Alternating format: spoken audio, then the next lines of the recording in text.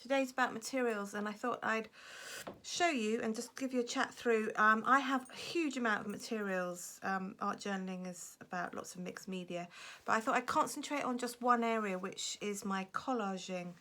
I tend to be a great collector, hoarder, and I have a mass basket, box, I can't really know, of things that I collect.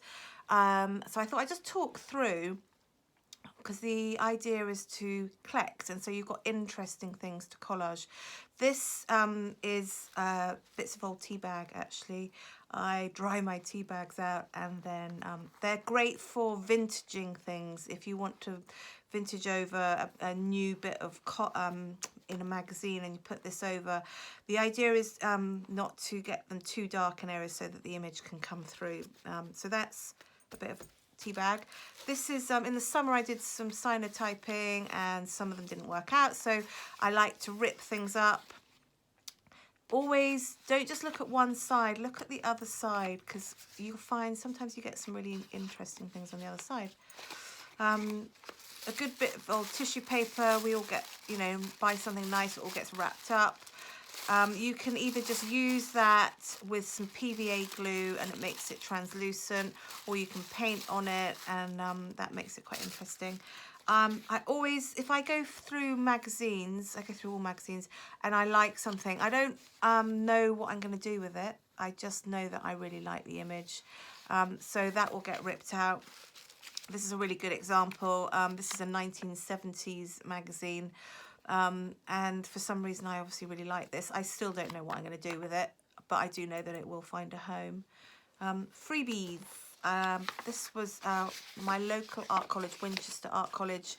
They had some posters. I like the word. I don't know what I'm going to do with it again. I like the colours.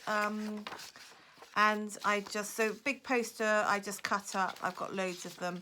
I'm quite into my typography. My background was a graphic designer, so still like a little bit. Maybe that's, I don't think that's Helvetica. This is, gosh, I don't know whether this is old slide film. I don't know how it got in there. It's one of Eric Morecambe and Wise. More of this. I kind of did quite a few of this. Free magazines. This is a free magazine that's around and about. These are great. Again, just pick them up. You, when I go through, sometimes I'll go through and then I'll bin them if I just get out what I like. I really like looking for words that I resonate with, words that maybe have a feeling to them. Things that not, I don't know, just maybe even just colours. Blocks of colour are sometimes quite nice in the collage. And then I like going to car boot sales. Sadly, probably won't be on for a while. And you can find old pictures, etc. These are great. These, I don't know whether you can see these. These are from the, I think they're 1950s, but they're all taken from the Alps. These are in traditional dress, and these are all, I don't know these people. It's a bit weird having their photos, but they're amazing photos.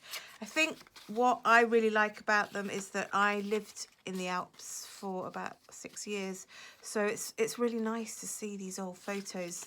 I've got a sort of, feel like I've got a bit of a connection to them, even though I don't know the people. So I've got hundreds of these, and they all go in here. These, I think, I got these from a car boot sale. These are weird. They're Russian. I actually like this. They're Russian postcards. That's strange, aren't they?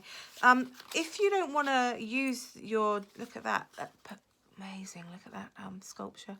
If you don't want to use them directly into your journals, because obviously you're not going to get a chance to use them again, scan them or photocopy them and use that, and then you've got them to use over and over again. Bit of social isolation going on in there.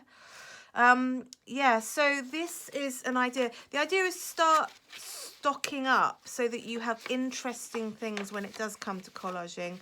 Don't overthink it, just go for what you really like. I think that's the idea.